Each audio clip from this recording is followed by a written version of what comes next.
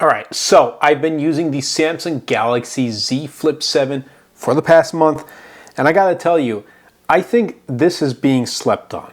Yes, I know it was unveiled with the Z Fold 7, and that was the star of the show, but this has really great upgrades. My SIM card is still in here. I probably will end up switching to the Pixel 10 Pro to test out once I do receive that. But until then, like I'm done with my review period with this, and my SIM card is still in here because I really like this phone. And I want to start things off with the design. It's refined more than ever. It still has, the boxy sides, really reminiscent of the S25 series. It's a little bit lighter, a little bit thinner than its predecessor. I also do have this case right here from Thinborn, and I'll be leaving a link in the description down below if you want to get like 15% off. Definitely be sure to check them out. It also does have MagSafe compatibility. So I have a lot of MagSafe accessories, and I just throw it on the charger and I'm all set to go. But the big thing with this design is this cover display. The flex window, 4.1 inch display. It's bigger, it's smoother, it's 120 hertz, which is a huge plus, and it feels much more usable than before. I can easily and comfortably reply to messages just with this cover display. And yeah, in practicality, would you do that all the time? No, but sometimes like I get a message, I'm like, yo, let me reply real quick. And I send it off and I continue on with my day. I don't need to open up the phone and then go through messages and send a message. I just see it through notifications right here. I reply and then I move on. You can run Google apps. You can watch YouTube videos like I do here, which I think is pretty practical, especially if you are like me and you have like a video running in the background, or you have some sort of like, I don't know, lo-fi music running in the background as you're getting work done. This is perfect. Yes, I also do have games like Clash of Clans and Call of Duty Mobile. Those aren't that practical, but they still work. Again, if you're going to use it for like social media, for X, for Threads, YouTube Music, you just want to use the calculator app real quick. You have that right here, and you can definitely change the aspect ratio. And sometimes it goes under the display part of the camera right here. So like I can't hit the equal button, but then you can change it so it just sits right above, because these cameras are sitting around, or the display is wrapped around the cameras. So you just got to keep that in mind. But other than that, this cover display has been awesome. And also this wallpaper pack is my latest one. It is called Vintage Flourish. I'll be leaving a link in the description down below. There's like 30 different types, 30 different colors that you can check out. But I think this one came out really good with the Z Flip 7. And then there's the premium build with this. So I have the Z Flip 7 in the mint color, and I think this wallpaper color goes really well with the color of the phone. But it's got the Armor aluminum frame, it's got Gorilla Glass Victus 2, it's got IP48 water resistance. So it's not IP68, but you still get the water resistance, which is nice. And this is how I actually use this cover display all the time. And the everyday usability, I think the foldable form factor is still fun and practical after a month of use. Just slipping it into my pocket and unfolding it into a nearly full-size smartphone feels futuristic yet normal now. And when I used to use like the Z Flip 3 and I would flip it open like this, a lot of people would be like, what are you doing? Why are you using a flip phone? Now it's like, when I flip it open, it does, catch people off guard, and they're genuinely surprised, and they like this flip form factor, because when you're done using the phone, just fold it, and it's super compact and portable, easy to carry it. And the trade-off that I've noticed with this phone, but also other phones that I've used, is, look, I've used the S25 Ultra, and I really like the anti-reflective coating display. This doesn't have that. Neither does, other phones too, but that's just one of the trade-offs that you get. Like if you have used the S25 Ultra and you like that, and you're going to switch to a Z Flip 7 or a Z Fold 7, just keep that in mind. Or any other, like a Google or an iPhone, they're not going to have those anti-reflective coating displays, although rumors are indicating that iPhone may get something like that. Anyway, that's a whole different topic for a different day. But overall, Samsung has really refined the design of the Flip 7, and honestly, like I'm thinking, what could they do to refine it even more for next year. And the biggest thing that comes to my mind is probably get rid of the crease completely. I mean, it's gotten so good. And like I said, I've used the Z Flip 3 all the way coming to the Flip 7, and I've noticed how each year the crease has become less noticeable. And this year, I'll tell you, it does not get in the way of how you use your phone. All right, you really have to try it out, but I think you will really enjoy it. Now moving on to the software and the performance. We got the Exynos 2500 chipset in here, so no Qualcomm Snapdragon 8 Elite, which, you know, when I first heard about it, I was like, I don't really know how I feel about Exynos, but I gotta tell you, the real world performance is smooth and consistent paired with One UI 8, Android 16. I've noticed that apps launch quickly, multitasking is fluid, and animations are still polished, even after a month of using this phone. That's to be expected, still a new phone.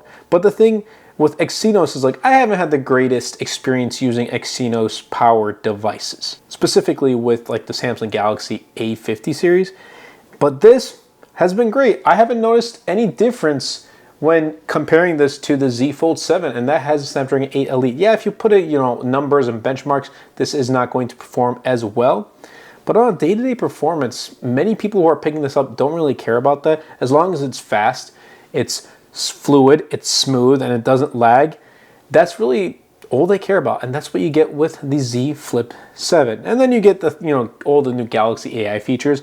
My favorite has become generative edit, so you also get that on the Z Fold 7 too and other Samsung devices. But generative edit is it's mind-blowing. Like, it's just super surprising that we're at a point where if you just want to delete like everyone in the picture and just have yourself in a picture, it does it so well, and it fills in the missing pieces really well too. And I don't know, I mean, if it's this good right now, imagine how it'll be in the next year or two. It's only getting better, and it's getting better really quick. But I'll tell you this, in the past month, aside from generative edit, I haven't used too many AI features. And while I tried them, I still don't really see it as like implementing into my workflow. I can't really find the need for it to be like, okay, I need this phone because of this AI feature. I haven't come to that point yet. And I think a lot of people are on the same boat. They won't be picking up a smartphone because of AI. And that's why the iPhone 16 series kind of flopped with Apple Intelligence. Well, not the iPhone 16 in general, but just how they marketed with I was going to say Galaxy, but with Apple Intelligence. Yeah, it wasn't the greatest. And I don't think a lot of people are picking that iPhone 16 series because of Apple Intelligence. Anyway, the Flex Windows software has also been really good. Again, because it has 120 Hertz, it's no different than the inner display. Now, gaming for me has also been pretty good. I have noticed, you know, it gets warm to the touch here and there, and my main game I play is Call of Duty Mobile, but Clash of Clans has been perfectly fine. I mean, even playing it on the cover display has been great. And then you get the 7 years of software updates. So what? You're going to be getting, well, Android 17, 18, 19, 20, 21, 22, Android 23. That's 7 years of software updates for you. And we'll see how well it performs in the next 7 years. But for now, in the past month, it's been good, as expected. Now let's get to the cameras. I don't want to go too much into like the nitty-gritty with the cameras, because essentially the performance has been the same as the Z Flip 6. They're still good. They deliver sharp and colorful results with Samsung's, you know, punchy processing. And I personally like it, but they're not going to be flagship level cameras. You're getting a dual camera setup, so a wide and ultra wide, the 50 megapixel main and 12 megapixel ultra wide, which I hope Samsung, you know, next year does, you know, up the megapixel count, maybe with the ultra wide, make the main megapixel 200. I don't know if that's possible, given like, you know, the internals and how much space you have. But for, you know, daily photos and just for, you know, taking videos and capturing the moments, it gets the job done. And if you have this device and you want to get started on social media, it's also a good phone. I think at this point, every phone that we carry, regardless of whichever one it is that we carry in our pocket, it's going to perform well to start things off with, you know, building your personal brand or anything like that. But, you know, the AI processing, Samsung does have a lot of AI processing that goes into their results too, and that's also a plus. But again, they're good. They're not going to compete with the ultra lineup, which I kind of wish they did, but I guess that's for next year. Overall, they're good.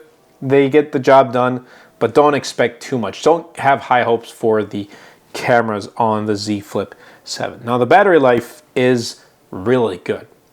It's not S25 Ultra good, but it's really good, as in the best battery life on a flip that I've ever used. And that makes sense. It's got the biggest capacity yet, the largest 4,300 milliamp hour, up from 4,000 from the Flip 6. And I think the Flip 3 was like sitting at 3,300. So I've also seen the improvements year over year with the Flip series. And it, for me at least, provides all day confidence. I consistently end the day with around 20 to 30% left, even with moderate to heavy use. And the reason why is because of this cover display. I am actually resorting to using this cover display to just look at the time, to see my notifications, to reply to quick messages. If I want to watch a YouTube video, it's using less power because of a smaller display. If I want to just, go on X and post something real quick, it's a smaller display. Again, Clash of Clans, it's a smaller display. So I've resorted to a lot of things. Like if I want to see the weather, I have the weather widget right here. It's again, smaller display, so it's using up less of that battery. Now the charging speeds, they're still really slow, 25 watts wired, and it's like, Samsung, please next year bring at least 45 watts to the Flip series. I'd really like it. But for now, it's like, whatever. So if you are in a rush, then you should probably be proactive. Maybe carry like a portable charger with you, like a power bank wherever you go.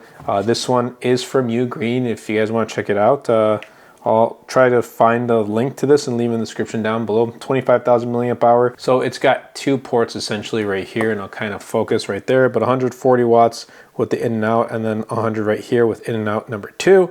But yeah, this has been great. It's got that display. It's really, really awesome. This video is not sponsored by Ugreen. It was just literally sitting next to me, and I just wanted to kind of talk about it real quick.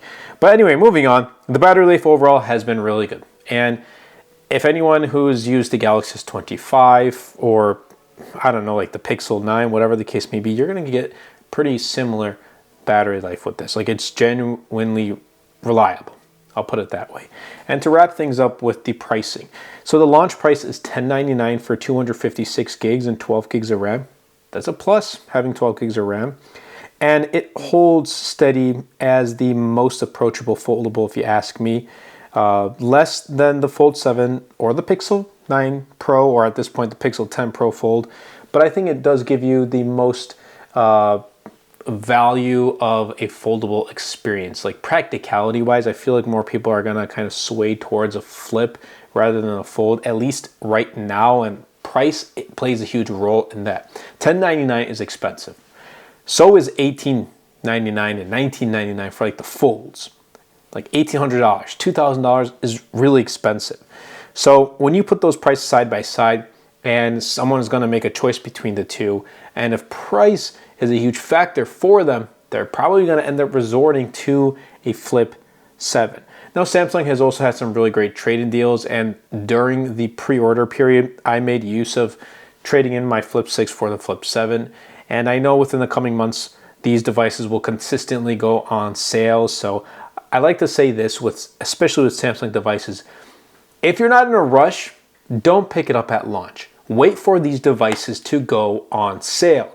Once they go on sale, that is the time to pick it up. If you can find this for like $100 off at $9.99 or even $9.49. I've seen at some point with like last year's model, the Flip 6, it was $150 off brand new. So like $9.49, that would be great. Maybe Samsung might push it to $200 off. So what, like $8.99? That would be a really good deal for the Z Flip 7. And if you can get trade-in offers on top of that, you're going to be golden. It's going to be a really good buy. But just to wrap things up with my final thoughts, it's got a polished experience. After 1 month, the Flip 7 still feels like and is the most refined Flip yet. It's a meaningful step up from the Flip 6. And like I said at the beginning of the video, the Fold 7 I feel like stole the show and was like the star of the show, but this has really good, meaningful updates. It's everyday ready. I think the large cover display is great. The slimmer build, the bigger battery. It's turned this device from a niche fun phone into a daily driver, a daily phone that I can recommend to more people than ever before. When I first started with the Flip 3, it was a cool, I think, concept. Yes, Samsung was selling it everywhere, but for a lot of people, it wasn't really practical. But this feels more practical. And again, like a daily phone that a lot of people can use. And I don't think this phone is a gimmick. It finally feels like a foldable, again, to reiterate, just designed for everyone, not just early adopters. So I'm excited for what's next. If Samsung keeps pushing this formula and it continues to improve, put in better cameras, faster charging, the Flip lineup could become a true mainstream flagship alternative, like a Z Flip 8 Ultra. That would be pretty cool. But anyway, I hope you guys did enjoy this video. If you did, definitely be sure to super smash the like button, comment down below, and best of all, share this video because it really does help out the channel out a lot. Will help push my content out to more people. Again, definitely be sure to check out my latest wallpaper pack. It's called Vintage Flourish. Links will be in the description down below. Definitely be sure to check out this case right here from Thinborn. Super sleek, minimal, elegant, doesn't add any bulk, and it's MagSafe compatible. So huge shout out to them. They're not sponsoring this video, but I genuinely love their cases and pretty much use them on all of my devices. But that's been it for me, and I'll catch you guys in the next video.